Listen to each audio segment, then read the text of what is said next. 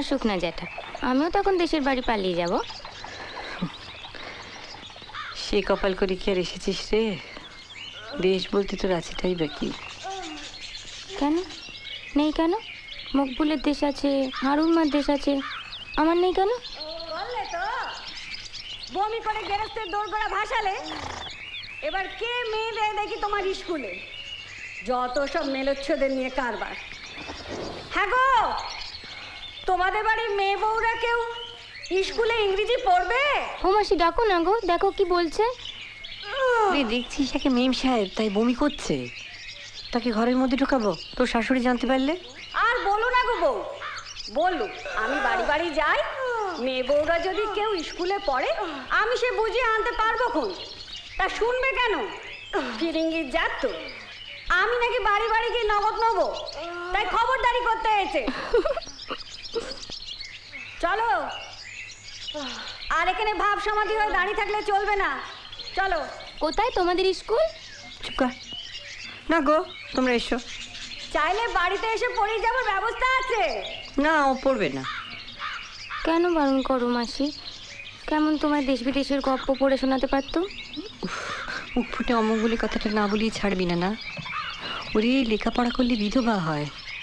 চোখের সামনে পোড়া কপাল দেখতে পাচ্ছিস না? স্বামীর সোহাগ না চাইতে পাচ্ছিস তো, তার মর্ম বুঝবি করতে। কি পাপের অভ্যেস ধরালি বলতো? বিকেল হলে কেমন যেন একটা করতে থাকে।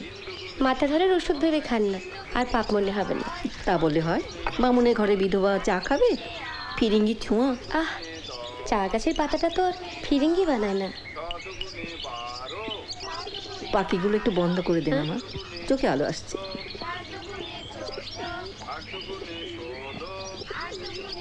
কিছু মনে করিস নি মা, ঝি চাকরদের হুকুম করে করে না কেমন একটা অভ্যেস খারাপ হয়ে গেছে। নড়ে বসে আর কিছু করতে ইচ্ছে করে না।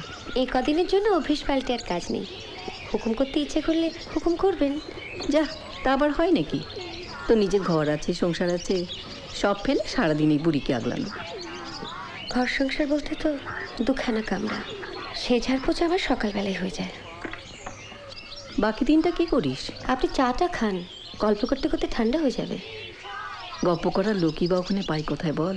কেন, ছেলের বিয়ে দিয়ে বউ আনলেন, সে বুঝি খুব মুখচোরা?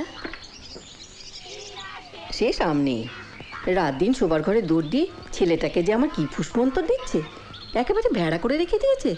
তাহলে নিশ্চয়ই আপনার বৌমা খুব সুন্দরী। চুপ কর, ওই তো প্যাঁকাটির মতন গরম। বিয়ের জল পলে গায়ে গত্তি লাগে শুনেছি। এই জন্য 8 জন্মে কষাইয়ের কাছে মাংস বেঁচে এসেছে গা। ছেলে আমার তার পাশে একেবারে কার্তিক ঠাকুর। আসবেন না এখানে? এলে দেখতাম। ভেবে তো ছিলুম আসবে, একবার ঠিক আসবে। মা না খাইয়ে দিলে খাওয়া হতো না। একদিন হয়ে গেল,